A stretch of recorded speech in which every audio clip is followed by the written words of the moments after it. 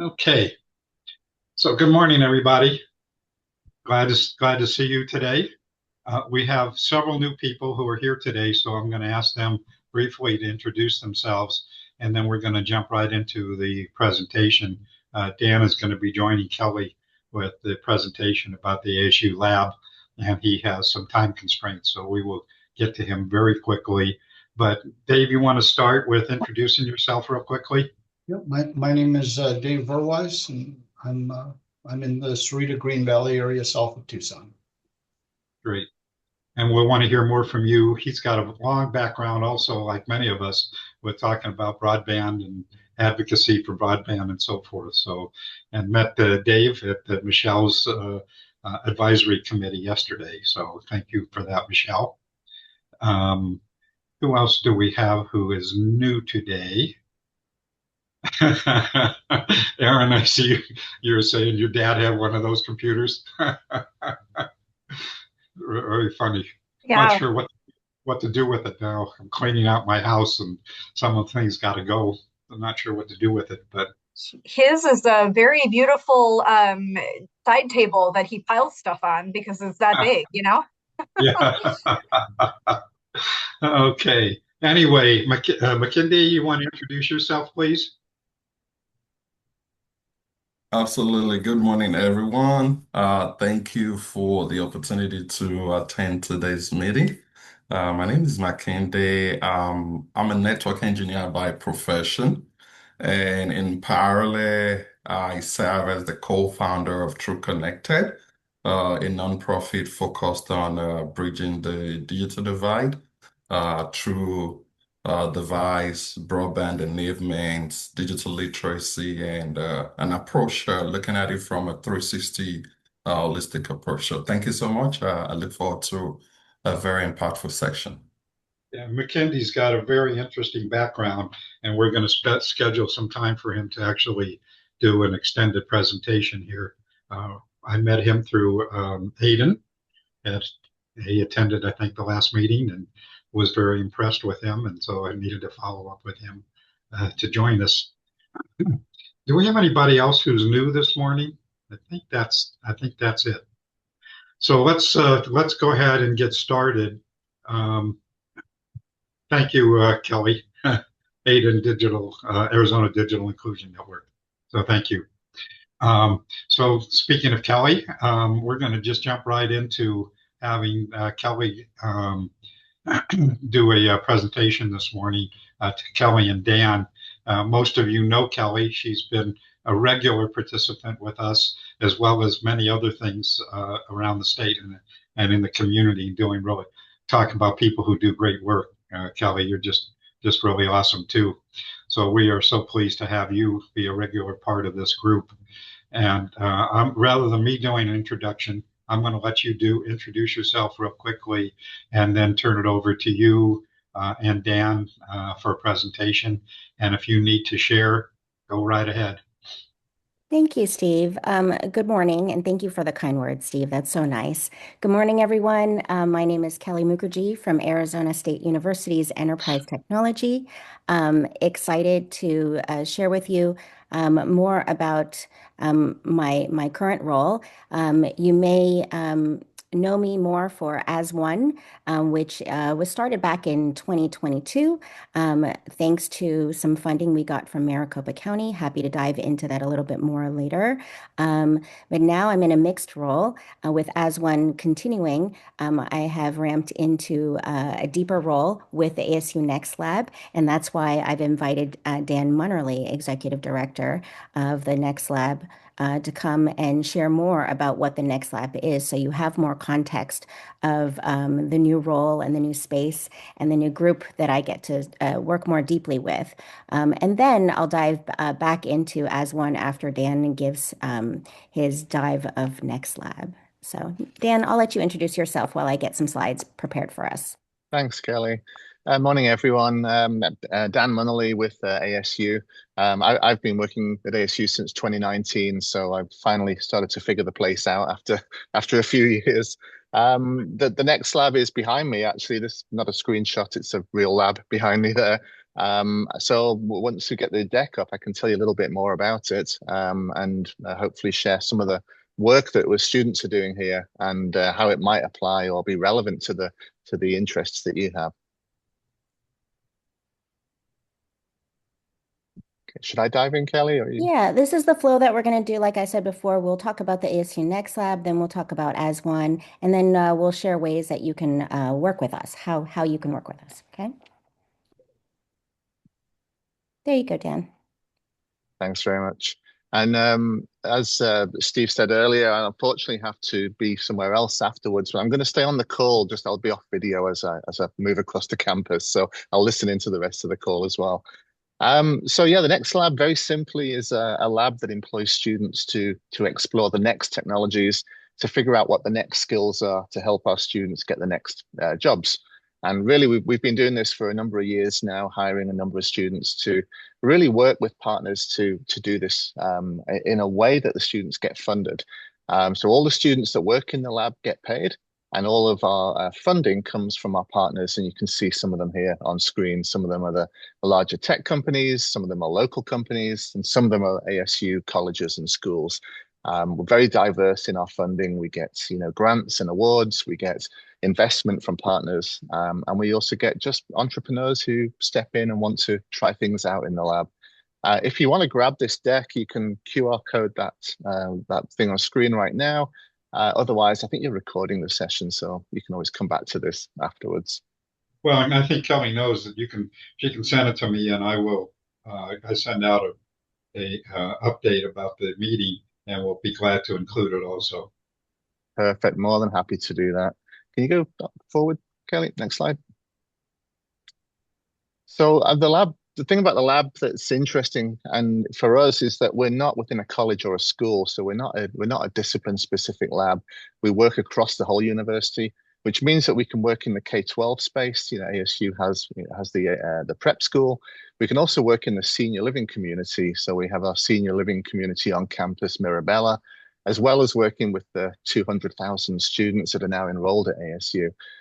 So in terms of a place to work, we have a really broad audience, intergenerational, and with our students coming from all the colleges, they're interdisciplinary as well. Next slide. The team's pretty small. We're just about 7 people. One person missing off the slide here.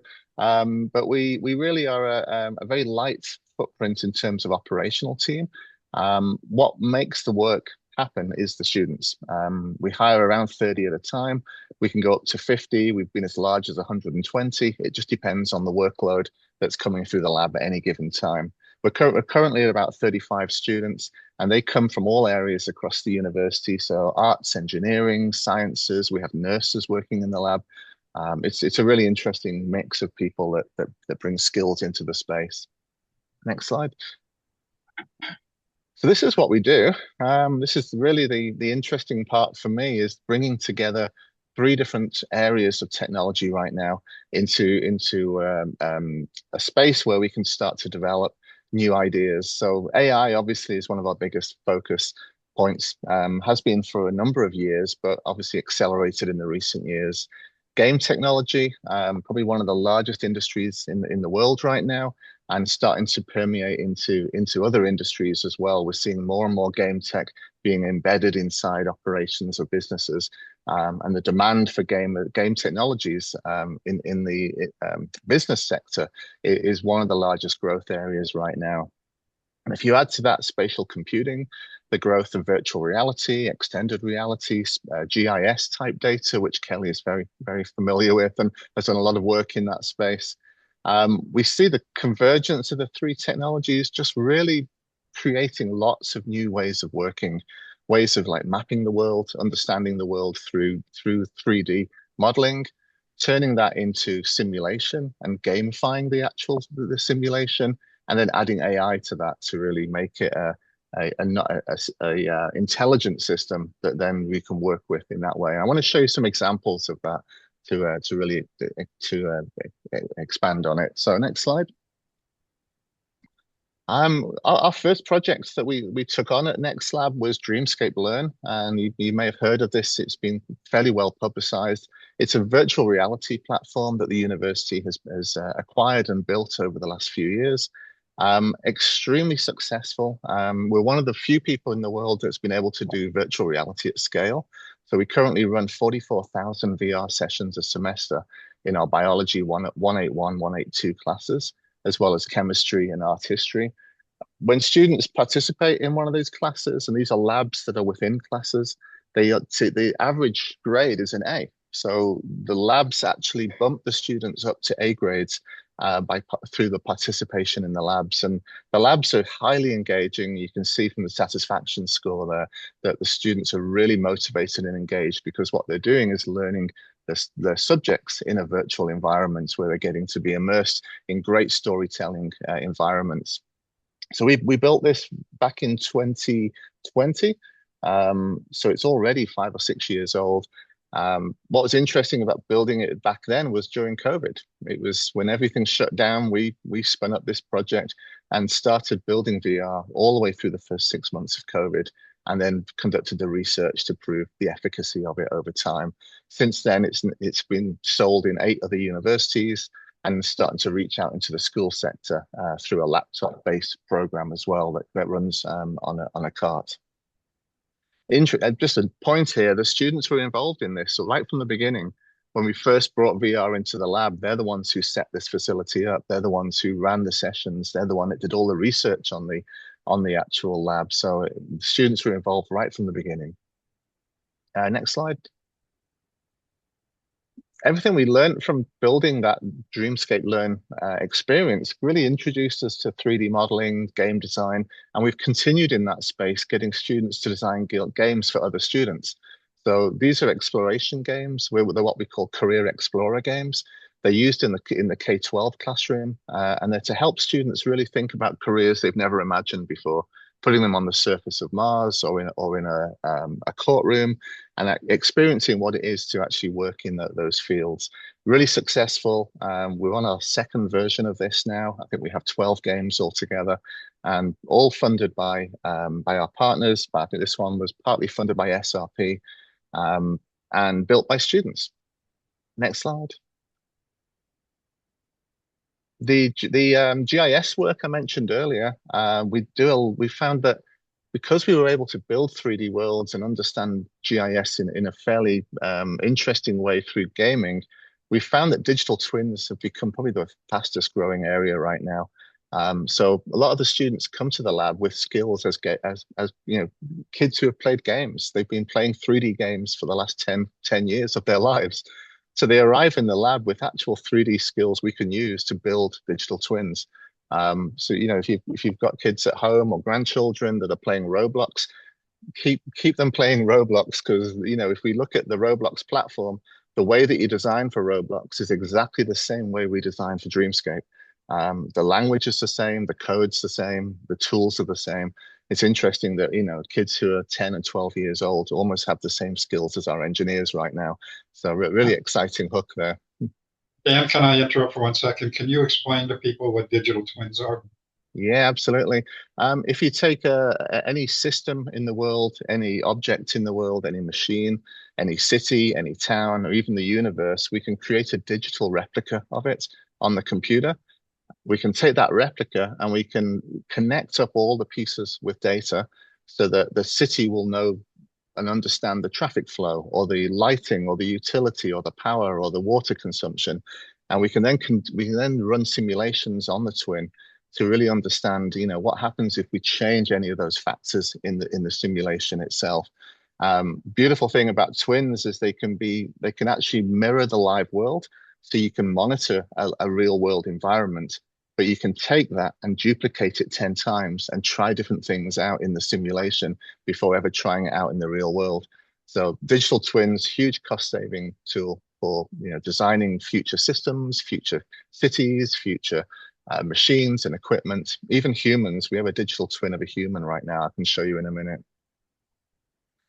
So our twins really are all being in partnership with companies. If we go to the next slide, you'll see we have a pretty simple framework. We do a lot of building on ArcGIS. This is a tool that many out there will know from the construction industry and from the city planning world. Very much two-dimensional data. We've been able to take that and build it in 3D. So we now have beautiful, rich 2D data represented in a 3D world. And by adding gaming to that, we've been able to take those 3D worlds and turn them into simulations that you can then try things out in the way that you would play a game and experiment in a game. You can now experiment in these 3D worlds. Next slide. Here's one of the twins. This is Tempe campus. You can see it's got every building mapped in there. It's got geographic accuracy.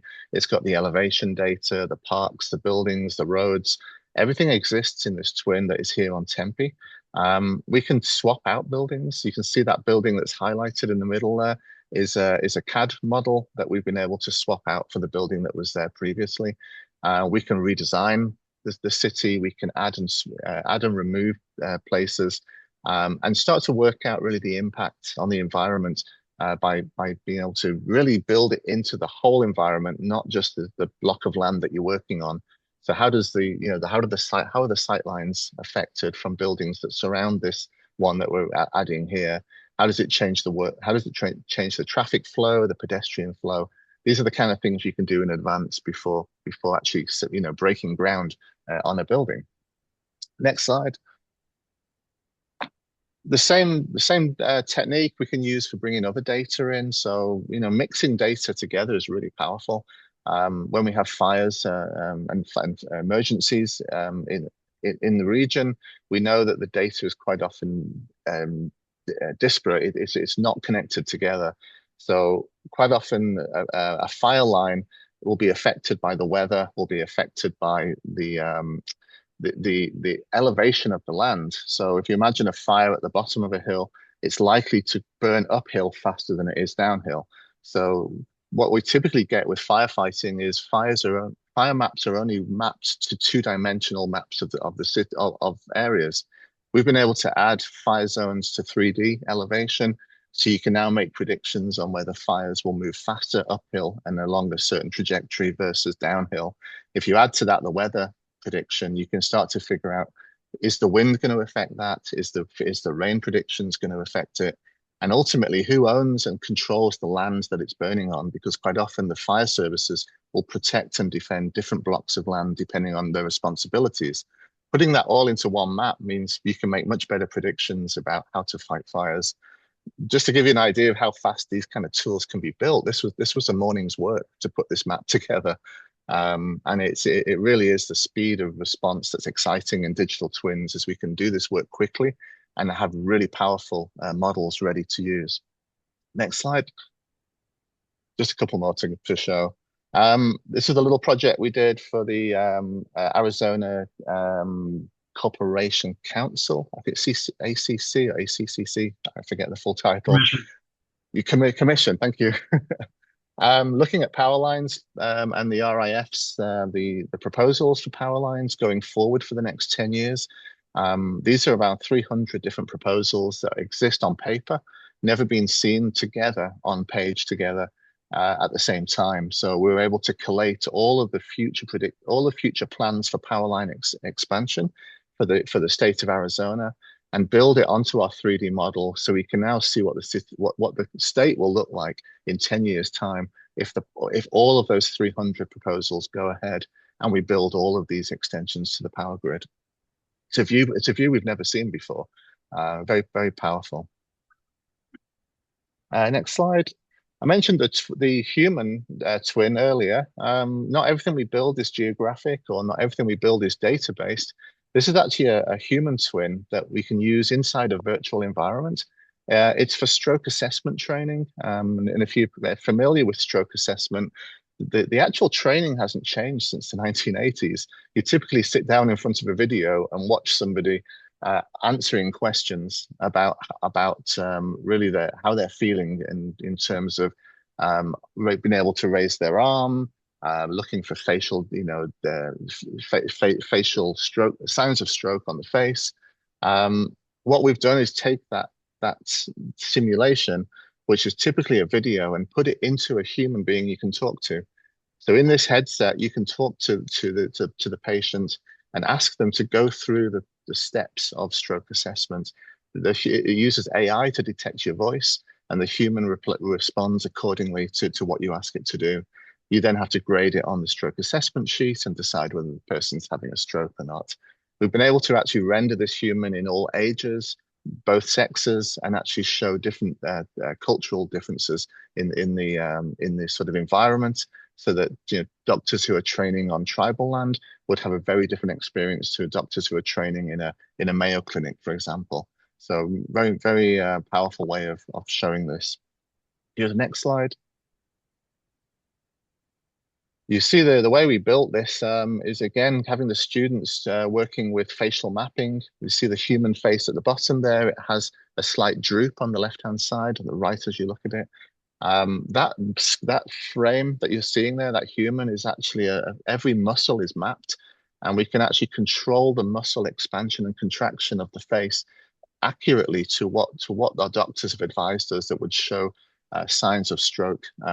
So we can actually have a human showing a 100% sign of a stroke, or a 50% or a 25%, and we can apply that to the muscle movement of the face. That's the level of detail the twin goes to. It's quite incredible.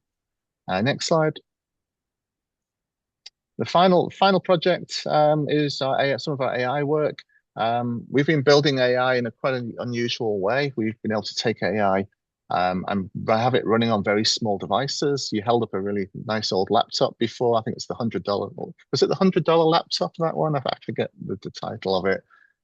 We've been building AI to run on these little things, Raspberry Pis. So these circuits you can buy for under $50. We can run an AI model on there that has educational content and a language model running in any one of 200 languages. So we can provide educational content to people anywhere in the world using a small circuit board and a solar powered device. So you see SolarSpell there. SolarSpell is a fantastic product. It's an offline solar powered library of content that now has AI running on it as well, so that you can have conversations with the content and learn in your local language. It's been very successful this year. It won Time Innovation of the Year and South by Southwest Best of Show. Our work on this has been trying to add AI to the initiative. Next slide. And you can see the impact SolarSpell has. It's in 600 locations, reached almost 500,000 people now. And very, very kind of effective way of getting learning content out into remote locations that have no power and no internet. The beauty of it is, once it does reconnect, we can add and enhance it, upgrade it, manage it, and then when it goes back offline again, it carries on working. So it really is a bridge for those people without those connections. I think that's my final slide. If you go to the final one, these are the students that do the work. I'd like to really acknowledge them, because all of these ideas come from the work that they do. We bring the partners in, we bring the projects in, but really they're the ones who lift everything up and add so much of their kind of imagination and energy to the projects. So I'm going to finish up there, and I'm obviously got hand back to Kelly, and I've got some time for any questions or any follow-up. Thank you, Dan. Yeah, Steve, we'll take any questions for Dan while he's still with us before I go into AZ1. Sure. Questions, comments? Absolutely. Thank you for that great presentation, and thank you for the great work you guys are doing at the lab. Hopefully we see more of this type of initiatives, particularly in the digital inclusion space, more. Thank you guys for all the hard work. My question is around data and impact measurement. So how is AZ1 measuring broadband impact beyond the coverage metrics? Like, for example, participation, economic mobility, or the digital adoption outcome?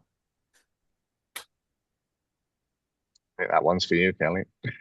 It's an easy one question Oh, so sorry. I've around been playing impact. around with the slides and my apologies, McKinday. No worries, no worries. No, I Am I can ready? rephrase the question if you don't mind. So yeah, so my question is around data and impact or measurement with what you guys are doing at AZ. Mhm. So how do you guys measure broadband impact beyond coverage metrics? So for example, participation, economic mobility, or the digital adoption outcome of your data and impact metric measurements. Got it. Maybe I can cover that more when we get to those slides, and when we dive into the broadband maps, I can show you the different layers of data that we have, and maybe that'll help to uncover and answer your question. Um, how's that? Absolutely, Okay. absolutely. Thank you. You're welcome. Okay, other questions, comments for Dan? So Dan, I have a question for you. Really a simple question, and maybe Kelly, you can answer this also. So you probably can't see this document. This is a document called Living in the Network World that was done in the 1990s, um, talking about planning for broadband. It was excellent. It was done by an organization called the Computer Systems Policy Project. Mark, you probably remember that organization. They've done great work. And so I have a stack of these sitting in my office. I am now in the process of getting rid of stuff, and I really do not want to throw them away. On the other hand, I would like to be able to make a foot book out of them so that I can send them to people, obviously electronically, and I don't have to ship these all over the place. But the other thing is, if any of you would like some of these before I get rid of them, and particularly if you're in Phoenix, I'll actually have my son bring them up to Phoenix. He travels back and forth here quite a bit, and he lives not far from the ASU campus. And so if any of you would like this, they really did an excellent job considering this was done back in the 90s. I mean, some of it they're talking about ISDN, but at that time. But other than that, they had some really good ideas about planning. And so I'd like to find a way to make a footboard out of that. So if I make a PDF, is there some place that you guys can help me to make a footboard, a footbook? Well, Steve, maybe we can talk. I mean, if it's related to broadband and digital equity, maybe it belongs on as one, right? Yep, absolutely. So I would like to do that. The second thing is kind of relates actually to not only our meetings, but all of the kinds of meetings and things that are going on. Is there an immersive technology that we can either integrate into like Zoom or any of these online platforms that make these meetings like digital twins kind of thing, where it's much more engaging than just having people talk like we're doing today? It's great, it's interesting, but there must be a new way. I mean, obviously, we can't have everybody having headsets and stuff like that. So we need to find something that pretty much anybody can take advantage of. I don't know if you guys have any thoughts about that or how we might be able to do that. And we don't need to spend a lot of time talking about it today, but I just wanted to plant that seed because I've been thinking about that a lot lately. I'll just jump in quickly. We do have a twin of ASU campus. There's 5 buildings that are in the twin. We can bring 4,000 people onto that campus virtually. It's an app that you download onto your computer, and you become a character, a little game-like character. You can walk around the campus. You can go to lecture rooms. You can meet and share and do presentations together. You can play football together. You can you can basically be on the campus virtually from your desktop. Very happy to share that with you and open it up if you're interested in hosting an event on the virtual ASU campus. Yeah, would definitely be interested. So Kelly, we can talk some more about that. I don't want to take more time on that today, but particularly has been coming up as we've been talking about doing um, um, an event with the tech conference that's coming up, the virtual tech conference. And how do we, if we do multiple sites, for example, of how do we make this more interesting and immersive rather than just talking like we are today? It's just, you know, must be new technology to be able to do that without having to have everybody have headsets. It's just not, that's just not a practical solution. So anyway, All right. Well, Dan shared a link in the chat, so please feel free to take a look at it, and we can always revisit the conversation. sounds good. But we'll let Dan head off to his Thank next you, Dan. meeting. Great meeting you. Great job. Really Thanks, awesome stuff. thanks everyone. Really nice to meet you. Thanks, Dan. Okay, Kelly, you're on. As you can tell, I get to work in a very cool lab, the next lab. So I'm so glad that Dan was able to join us on such short notice this morning to really give a better deep dive of what the next lab has to offer. I love going into work, going in the ASU campus and being with the students. Seeing now that you've gotten a glimpse into some of the work that's being done, it's really a joy to go into that type of environment. So let me get back to our slides. All right. So hard. I want to see you all, yet I can only see one thing at a time on my screen. So putting it back in slideshow mode. Well, all right, kind of taking it where Dan left off, just to give you a little bit of my background for those of you who might not know me. I come from an engineering background. My background is in electrical engineering, and I do a lot of product software products.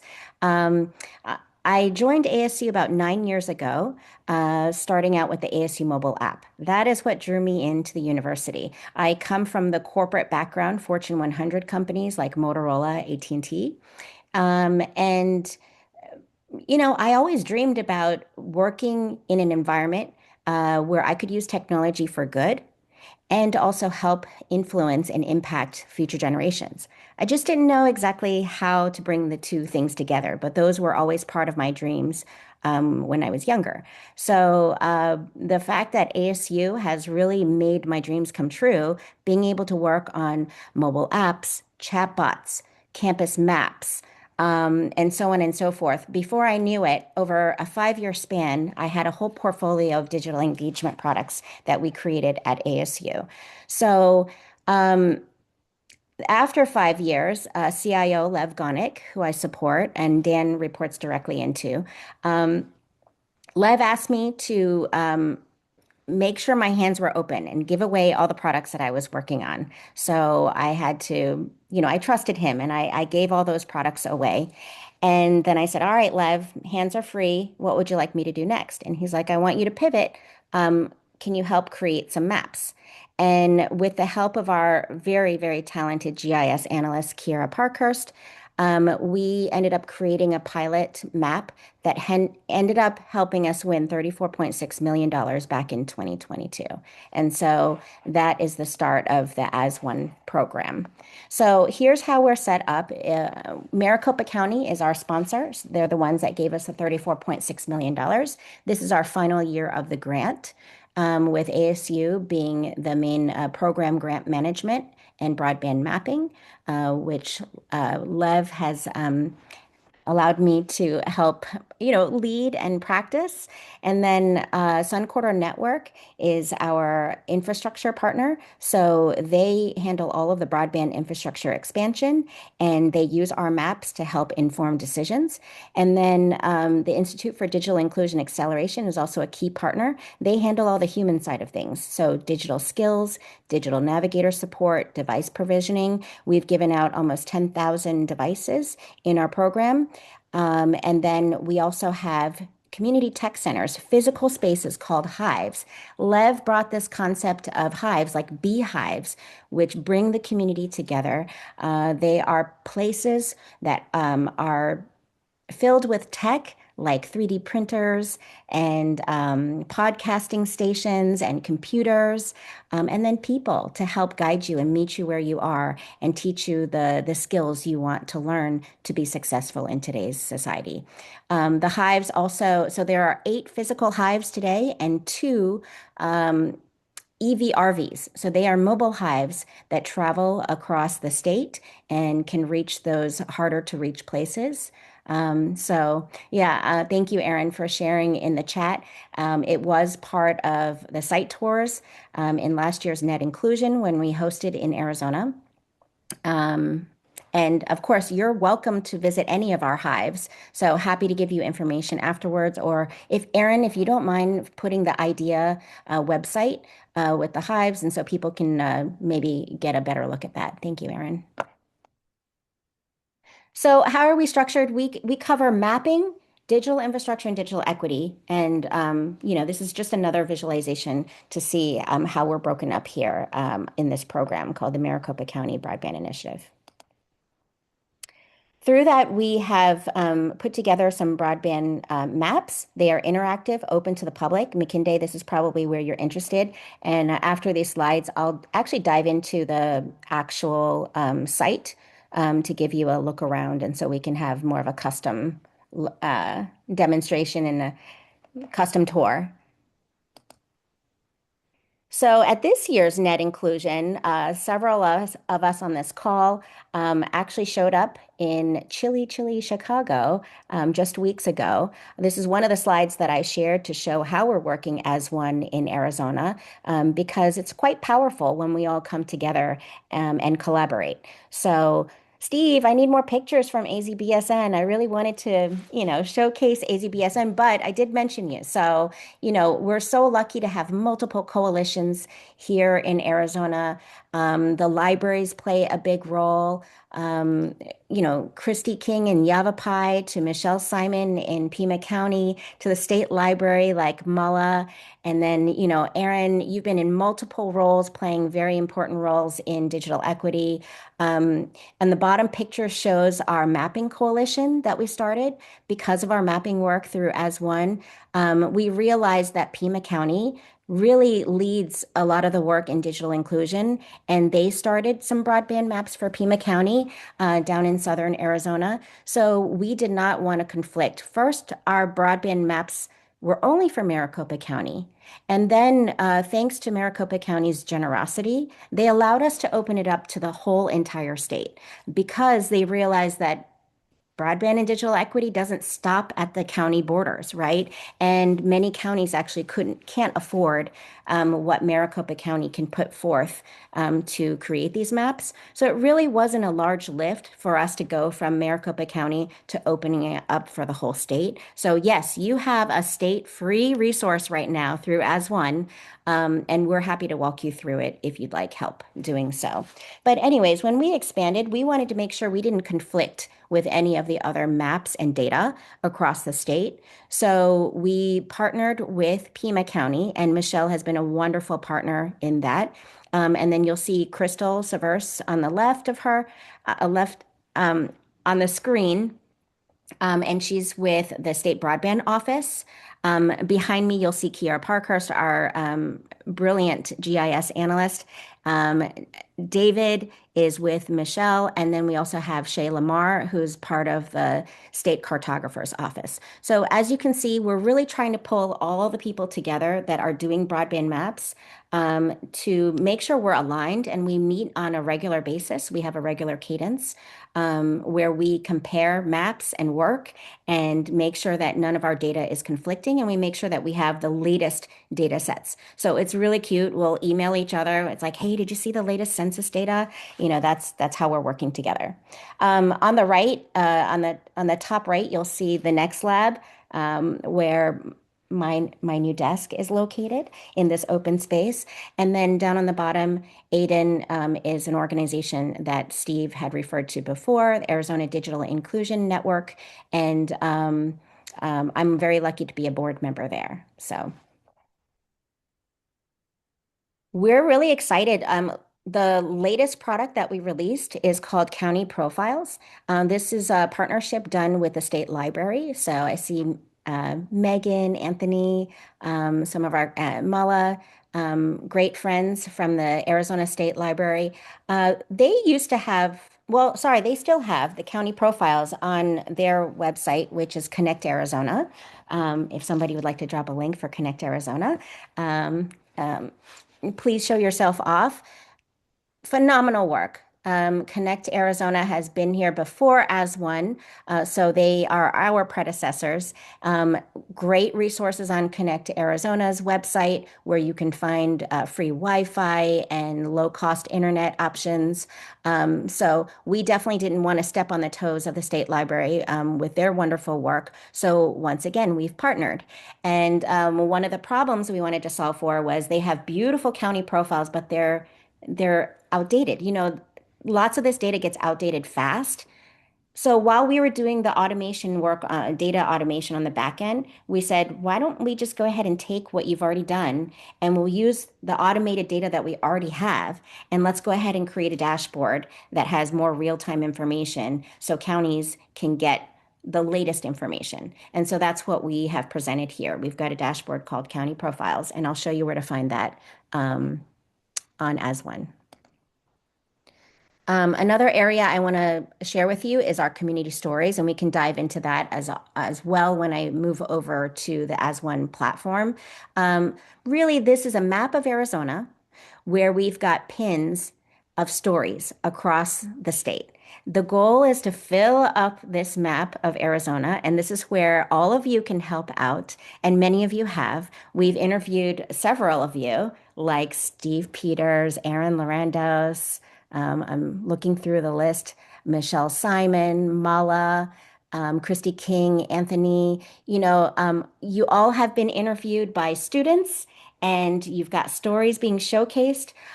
So we're so lucky because this map is a representation of how everyone's coming together. And the more stories we get here, the more funders can see what impacts you all are making here in the state of Arizona. So please think of us as your amplifier. We are happy to tell your stories. They're your stories. And you help us source more stories too, so we can fill up the map. All right, I think this was the last slide that I had here. So let me stop sharing just for a second. Oops. I hate when that happens. Then I lose all my things. It was on full screen. Give me 1 second. I'm sorry.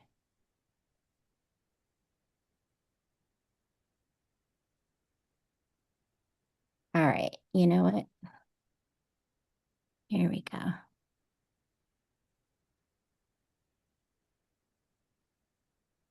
All right. So welcome to the As One web portal. You get there by typing in az-one.info. And As One was put together because we had broadband maps and we needed a place to put them. So AZ-1, it's written like a highway sign intentionally because we want to remind everybody that internet connectivity should reach all corners of the state, much like our highway system gets us to reach all corners of the state. So that's why it's intentional, AZ for Arizona -1. But we pronounce it as one to remind ourselves that we need to work together as one. It's difficult for any one entity to do this work alone. So when we come together, we are powered to do more. So here's as one, and here are our broadband maps. And then while we were at it, we didn't want to just have broadband maps, so we've got a bunch of resources. So please feel free to come here, play around, explore our resources. Here's another way you can get to our maps. And then here is how one way you could get to our county profiles, which I just talked about. And then we try to keep our featured resources fresh as possible here, where you can access different stories.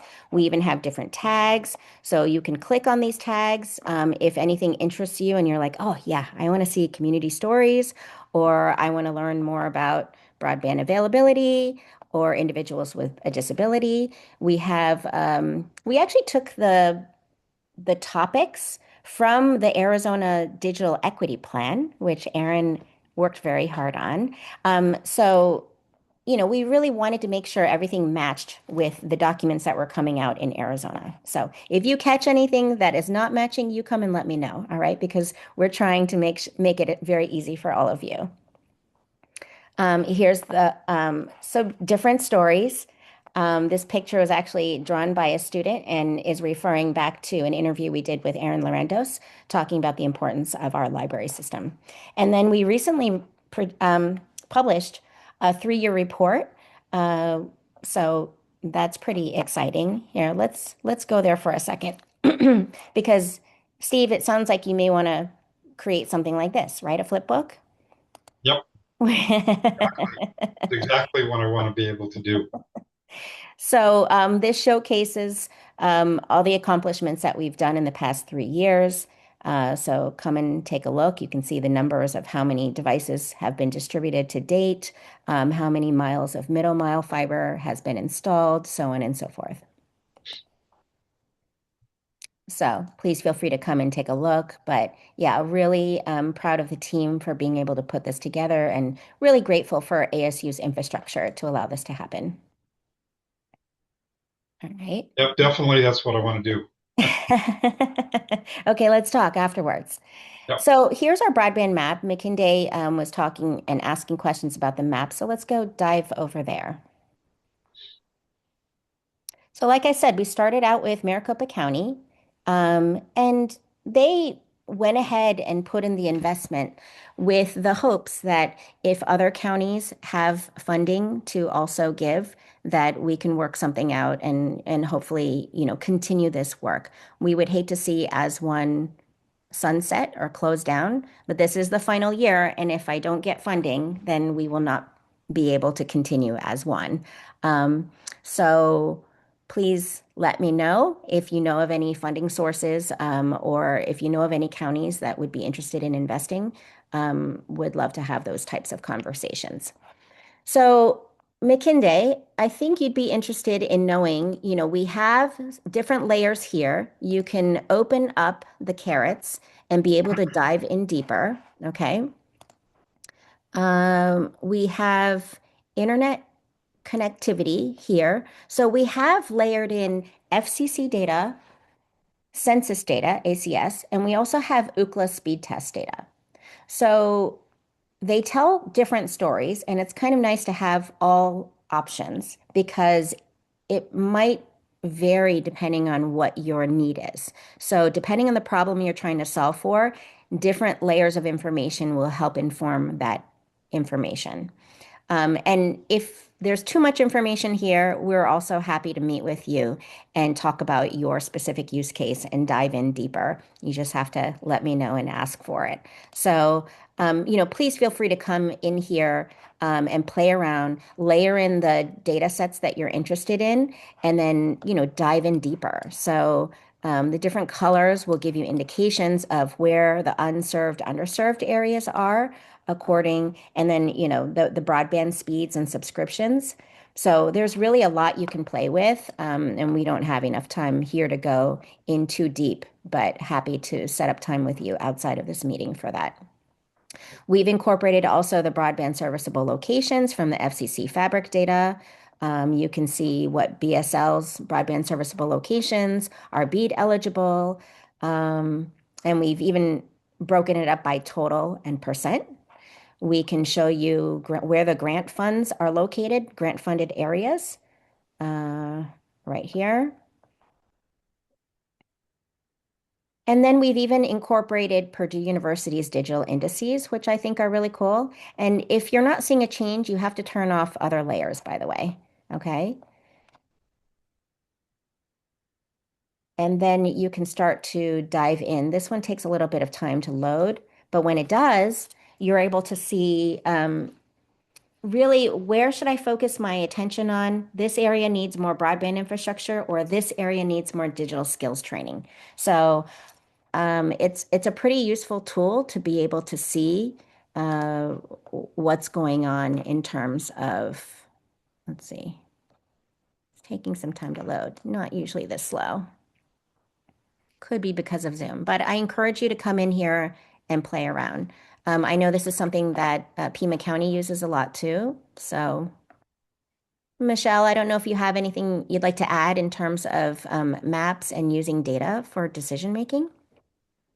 Oh, thank you so much for asking, Kelly. I just encourage everyone to take a look at the work that Kelly, Kira have done with the As One map. It is a phenomenal tool and resource for all counties. So typically, municipalities, counties have difficulty in pulling together this kind of data because they don't have the money for staff, for the expertise to be able to do that. And we're very appreciative of Maricopa County for being forward thinking in identifying this need and actually funding it for the entirety of the state. So that's definitely something that we don't want to lose, because these maps are great visualizations, particularly when you are talking to the stakeholders that hold the purse strings, okay, and trying to demonstrate the value not only of the broadband infrastructure, but the digital inclusion efforts that are taking place.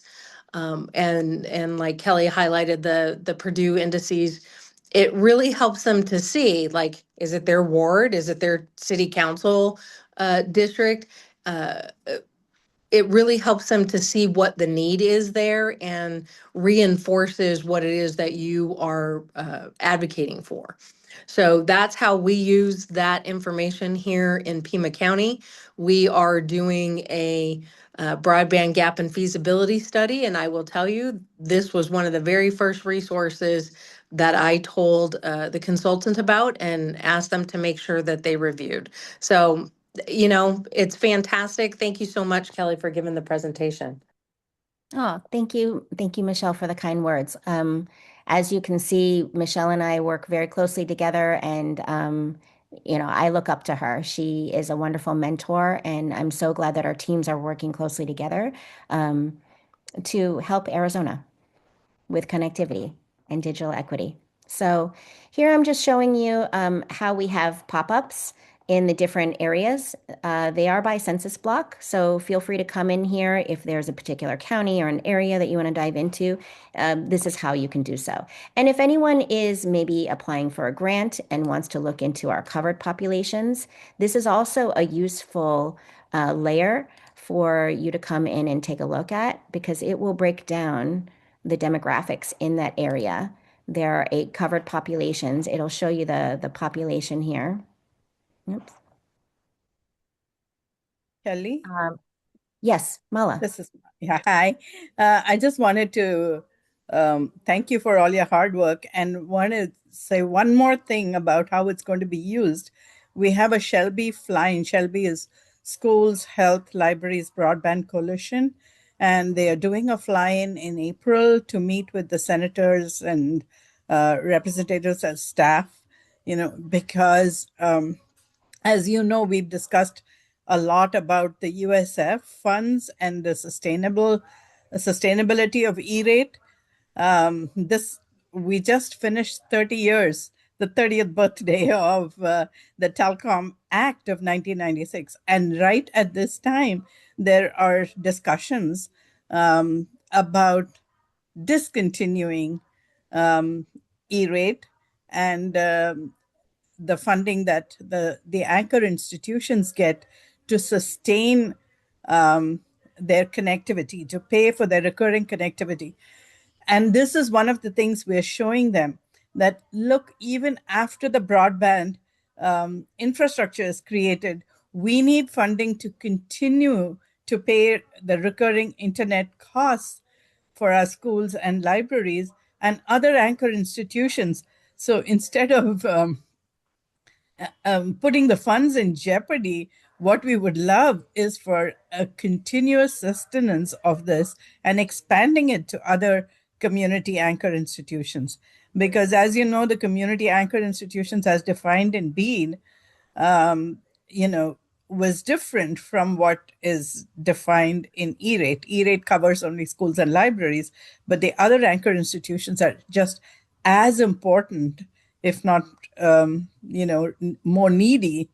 And this map is one of the things we're going to showcase to let the senators, the staff and this for the senators and representatives to look at to see why we need this fund to be continued. So thank you once again.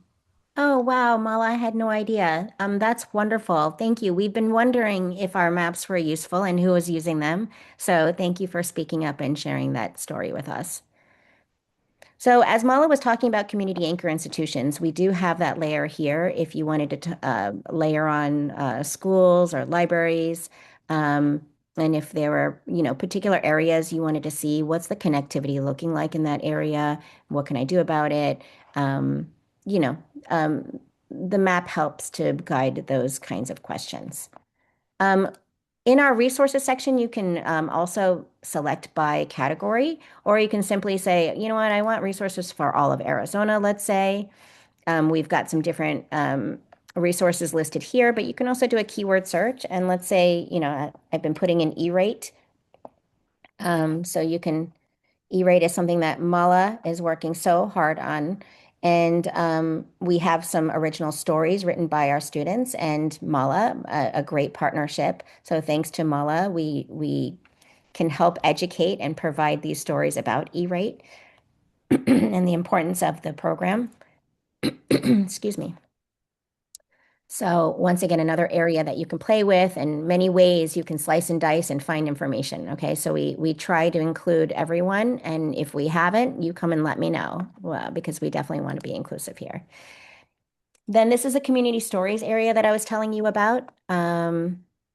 Gosh, where do I begin? There's just so much. You should come in here and take a look. Here is a story that celebrates Mala since she was just speaking. Wanted to make that connection for you. We're just so excited that we all get to celebrate her 50-year legacy with the libraries and her leadership. So this is an example of some of our work that we do. So we got stories, pictures. We even created a map of all the different places that Mala's been. So this is just an example of some of our work. And then with Erin Larandos' story, we had student illustration done with her story. So just lots of good things. I don't even have enough time to show you everything. So please, please come in here and take a look. You can even click on the pins if you're interested in, hey, what's going on in Flagstaff? You can go see that. Or, oh, something's happening in Yuma. Pima County, lots of great stories there. So with that, I think I'll stop there and I'll just open it up to questions. Kelly, just awesome. Every time I hear you talk about the stuff you're doing, it just blows me away. Thank you for Thank doing you. all this great work. Thank you. I have one quick question, if I could. One of the difficulties I'm having here, and I'm coming at it from an end user perspective. Here in Sarita, and there's going to be some very difficult talks that have to happen with some of the companies like Cox, which is soon to be Spectrum. I had a very candid conversation with one of their lead technicians who he spoke freely. And I think he's in a position in his life where he doesn't know whether he'll have a job after the merger. And so I think he's looking beyond that. So he spoke very candidly about my situation. And I said, when is, they had originally said here in Sarita that they were going to have the peer-to-peer fiber build out done by the end of 2017. Well, that came and went a long time ago. And the new homes are now getting peer-to-peer fiber. But when I said, when is that going to come to my home? He said, don't hold your breath.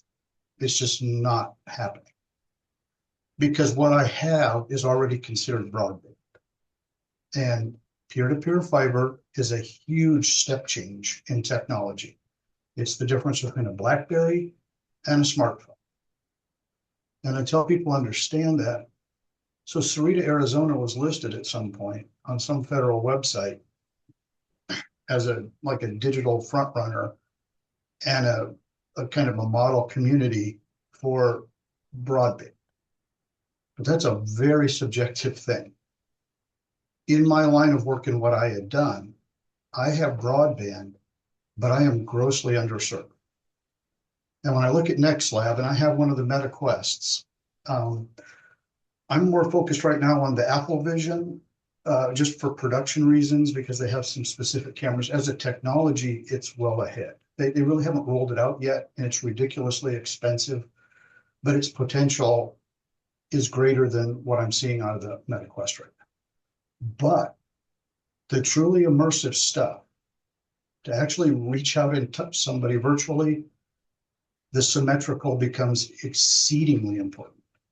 And if I talk to people around here, it's like, well, I already have broadband. And it's just this melting pot of, well, I've got the 5G and I've got Cox and and so this universal term broadband without any definitions between them. That's one of the big difficulties I have. And then one thing that I'd like to add very quickly, just to pique your interest and see if there's further interest. I really have two lives right now. I'm more involved actually in content than the technology. Technology was an ends to a mean for me to get content out, but I'm actually more of a producer of content than I am a techie. I kind of got dragged. What kind of content? What kind of content, Dave? Well, I've done everything from well, just a background. I've produced a lot of spot news in my career. I worked independently and I did a lot of spot news reporting for all of the networks, whoever would contract me, whether it be CNN or Fox or whatever. And that would typically be the KU band satellite. The story would originate, I would produce the story and it would be delivered by KU satellite. That's long ago, and it's now being replaced by broadband. So I've done that content. What I'm working on right now, I have two stories, and one of them I can't talk a lot about because there's a pretty tight NDA in effect on it, on the content. Now, that being said, this is really ironic that we're having this conversation because what I need to do, actually, my next call this afternoon is on this project. What I need to do is marry content with people who have the interests and some of the technical skills. That's going to be younger people. It's exactly what you do to create some educational material in a virtual space. And that one is designed to bring an actual very high profile person back to life. He just happened to be a friend of my father's, and I'm working with his family and his foundation. What we have as a logistical problem is he was actually mentioned, I think, a year or so ago on the television show The View during Black History Month. All right. And that seemed to be where all of a sudden there was this interest in him. So what I'm now doing is I'm going to YouTube along with his family. These are the people who actually know the story. And we are literally watching him be brought back to life in artificial intelligence. But it's almost all completely wrong. I mean, he's an actual person, but they're just creating this whole different world. And the problem is that young people, if this becomes their reference for him and his life and the family history, that's what they're going to know. So that's a very big picture problem of marrying this wonderful technology that you're doing with creating content that is actually useful for people learning, especially history that's actually truthful. And I will leave you all with this. This is more of a philosophical problem, but mating that technology can be of great use or do great harm. And right now, when it comes to his family legacy, I know now firsthand how painful it is to have your own father, not my father, but someone who I knew, come back to life on YouTube in an AI form, saying things that he never said and not doing things. So it's a very big picture thing. That being said, I have two stories of content. One of them I can talk about a lot more freely. It's an Arizona story and something you will all love. He's a dear friend of mine. His name is Joe Prince. Joe was a track coach here at Cerrito High School, but he had a very big broad life. And he's recently written his book. He's autistic, and he was a special ed teacher here at Cerrito, but he also keynoted several educational conferences here in Arizona and California. So very interesting man. And we really want his story, and he wants his story. It's a very inspirational story to be back into the schools and and people, kind of learn from his experiences. So Awesome. that We would love, content, yeah, we would love your story, Dave. I know we're at time for Steve's meeting, so I want to be respectful of that. Can we sure, and connect? Can we connect afterwards? absolutely. Yep, absolutely. Thank you. Okay, thanks. So Kelly, unless there's anything else that you need to share right now, thank you very much again. You do such amazing stuff, and we always appreciate you being here and attending our meetings. So thank you for that. Thank you for the Uh, invitation. do we have any quick announcements, Mala? Any quick updates that you want to share? Not really, unless anybody wants to know something about the listening session that we had yesterday. Was a second listening session, and it was again a repeat of a lot of things that happened in the first NTIA listening session, where people spoke about the importance of using the $21 billion left over in digital literacy, workforce development programs, and things like that. Yeah, I think that was noteworthy that they did a listing a week ago, and they were so overwhelmed with participation that they did a second one. So I think that's been a success, and just a huge variety of people trying to provide input to the NTIA. So Yes, that was, that's just to be clear, they've been talking about the non-deployment funds. Am I correct. not taken correctly? Right, $21 billion. Right. In Arizona, about 550 billion, a million left in our original allocation. And so we're still waiting for guidelines on how that money can be used. Is that correct? Yes. Yes. First, they were due to announce a plan, and that'll give an indication of what areas they'll support. Then they'll issue sometime after that guidelines. And So then it looks, I'm sorry, go ahead, Mark. And then states and territories will pick their own areas of focus and their own spin. So, how it's going to look in any particular state or territory may vary significantly across the palette of things that NTIA approves in its guidelines. Yeah, Aaron? I just wanted to acknowledge I listened yesterday and I was very happy to hear so many people talking about Arizona specifically. It was really cool. There were True. a number of people. It was really great. I was also interested that I didn't get to listen to the first one, but listening to the recaps and the analysis that has come out, there wasn't a lot around the healthcare side of things, and I thought there might be more yesterday because of that, and there still really wasn't. There was a lot of focus on almost a 180 on like the ed tech side of things, which taken, as just that sounded very interesting. I think it's obviously NTIA will put it into a context of the bigger conversation, but I thought that part was very interesting as well.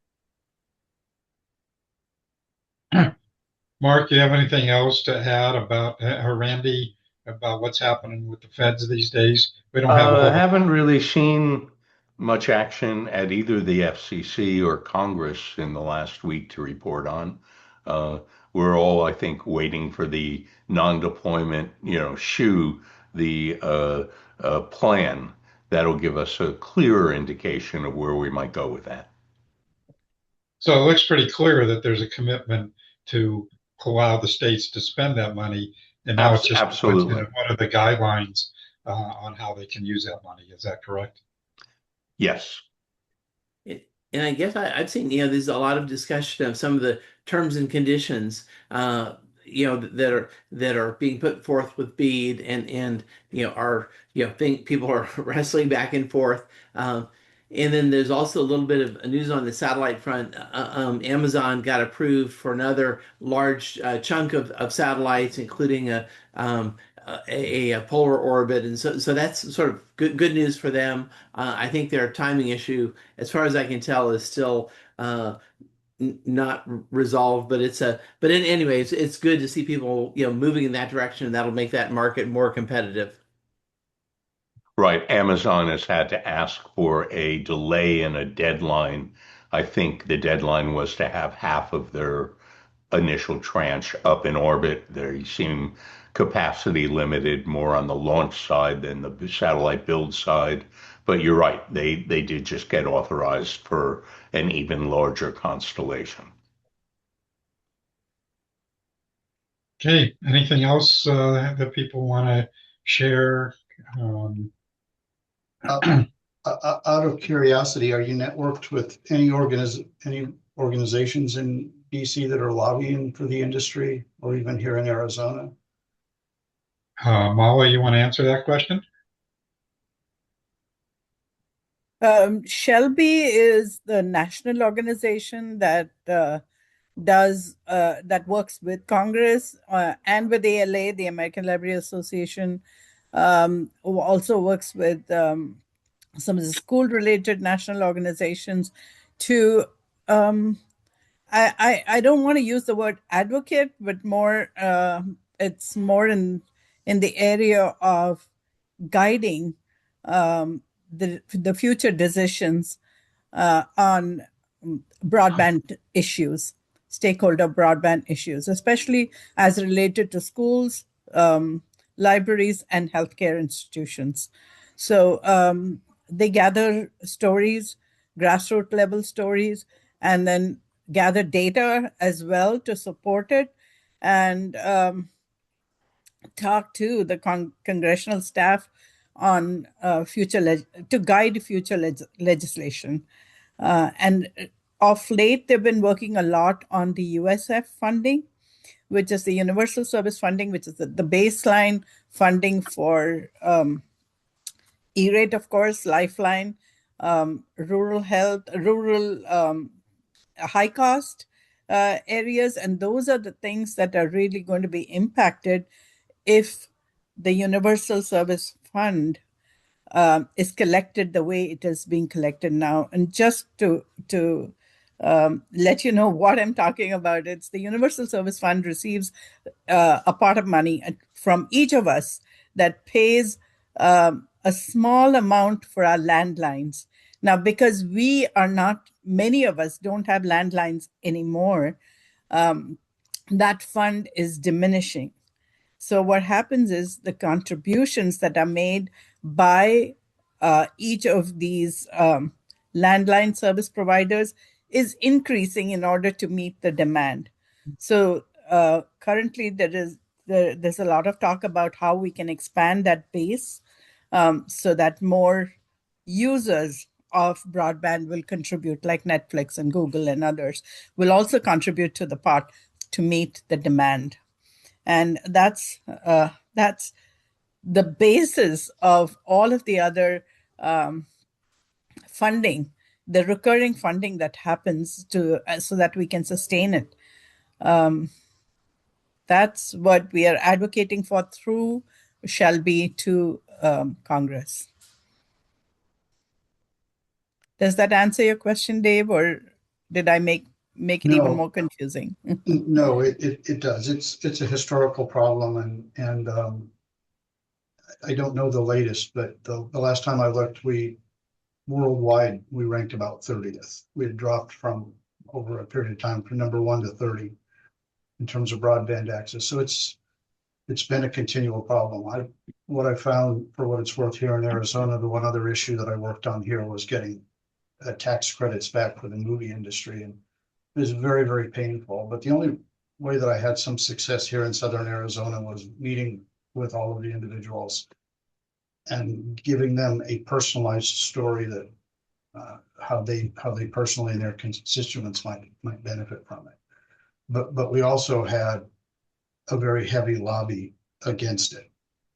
And the cable television, that's our model, how cable television ended up sorting out here in the United States. And you can largely trace how we got into this situation that we're in to the actions of a couple of companies. One of the big ones at the time was TCI out of Denver, and that was John Malone. And so I don't know that I have an answer for you other than demand for this is going to have to come from the consumer. The consumer is going to have to speak very loudly to their representatives. this is our priority in my home, and this is why. They're gonna have to see votes. And that's gonna have, and when it comes to education, that's gonna have to come from parents and end users. Because that's what's always driven, unless you can get somebody else behind it. Either an Apple or an Amazon or a Google solidly behind it. That's where the grassroots organization is coming from. But in my experience, moving Congress is nearly on any one issue, especially in these times, one way or the other, is nigh on impossible. So Dave, we need to begin to wrap up here, but the other thing is that many of us who are on this call and others who were here earlier are engaged with the National Digital Inclusion Alliance, and they are also very active with working with Congress. So they do great work. Also, they just had a big conference. I think that Kelly, what, 700 people who showed up for that conference, something like that. 700. Yeah. Mm-hmm. So anyway, we're out of time here. Any other quick announcements before we end for today? Dave, thank you for being here. McKinley, we definitely, I'll be talking to you soon about doing a presentation for us. You only began to scratch the surface of the great work you're doing. So we definitely want to give you some time. Thank you so much. Look forward to that. Are there any other announcements before we end for today? Again, Kelly, thank you. You guys are doing just incredible stuff. So, okay, we're done for today then. thank you all.